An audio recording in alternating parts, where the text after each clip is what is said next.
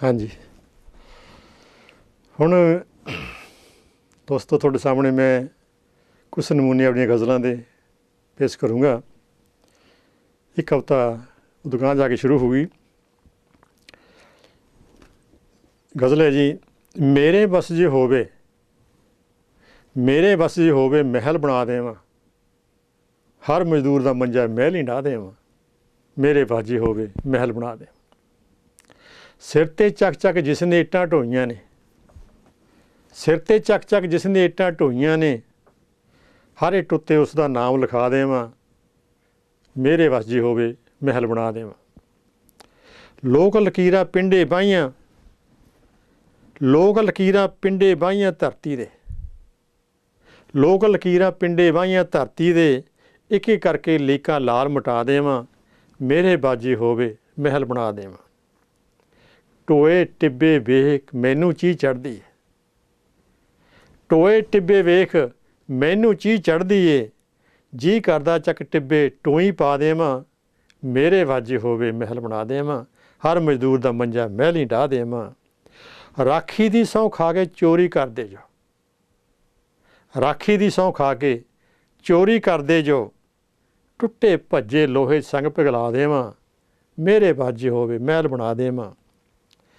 काले कम्मां काला कीता चानण नूं, काले कम्मां काला कीता चानण नूं, बाह लगे दा सारी काल खिला देवां, मेरे बाजे होवे महल बना देवां। आखिरी है जी। तारे तारे उत्ते लिखदियां ना तेरा, तारे तारे उत्ते लिखदियां ना तेरा, मूरत तेरी चंद मैं चंद ते ला देवां, मेरे बाजे होवे महल बना देवां, हर मजदूर दा मंजा महल ही ढा देवां। अगली रचना जी। कह मेहरबानी मित्रां दी, ये तो मेहरबानी मित्रां दी जिन्हां सूली तक पहुँचाया, कातल ने तां सूली दे के अपना फर्ज निभाया।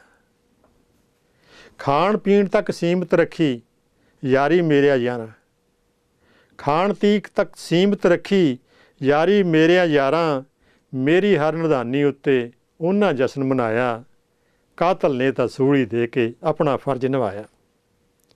जद कदे भी दिल उन्हां दा कीता पींघां झूटण नूं, जद कदे भी दिल उन्हां दा कीता पींघां झूटण नूं, उदों ही कोई पिप्पड़ उसने मेरी हिक ते लाया, कातल ने तां सूली दे के अपना फर्ज निभाया।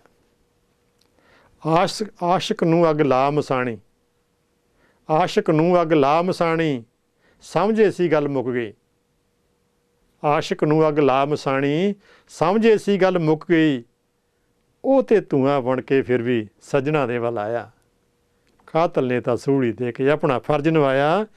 ਦਿਲ ਮੰਗਿਆ ਜਦ ਅਸੀਂ, ਦਿਲ ਮੰਗਿਆ ਜਦ ਅਸੀਂ ਆਪਣੇ ਫੁੱਲ ਜਿਹੇ ਦਿਲਦਾਰ ਕੋਲੋਂ, ਦਿਲ ਮੰਗਿਆ ਜਦ ਅਸੀਂ ਆਪਣੇ ਫੁੱਲ ਜਿਹੇ ਦਿਲਦਾਰ ਕੋਲੋਂ, ਖੌਰੇ ਕੀ ਮਜਬੂਰੀ ਉਸਦੀ ਉਸਨੇ ਰੰਗ ਬਟਾਇਆ, ਕਾਤਲ ਨੇ ਤਾਂ ਸੂਲੀ ਦੇ ਕੇ ਆਪਣਾ ਫਰਜ਼ ਨਿਭਾਇਆ। ਆਖਰੀ ਹੈ ਜੀ। ਸਹਿਬਾਂ ਵੀਰ ਬਚਾਵਣ ਖਾਤਰ, ਸਹਿਬਾਂ ਵੀਰ ਬਚਾਵਣ ਖਾਤਰ ਚੱਕ ਕੇ ਤੀਰ ਲਕੋਏ, ਸਹਿਬਾਂ ਵੀਰ ਬਚਾਵਣ ਖਾਤਰ ਚੱਕ ਕੇ ਤੀਰ ਲਕੋਏ, ਵੀਰ ਬਚੇ ਤਾਂ ਉਹਨਾਂ ਨੇ ਚੰਦ ਮਿਰਜ਼ਾ ਮਾਰ ਮੁਕਾਇਆ, ਮਿਹਰਬਾਨੀ ਮਿੱਤਰਾਂ ਦੀ ਜਿਨ੍ਹਾਂ ਸੂਲੀ ਤੱਕ ਪਹੁੰਚਾਇਆ, ਕਾਤਲ ਨੇ ਤਾਂ ਸੂਲੀ ਦੇ ਕੇ ਆਪਣਾ ਫਰਜ਼ ਨਿਭਾਇਆ।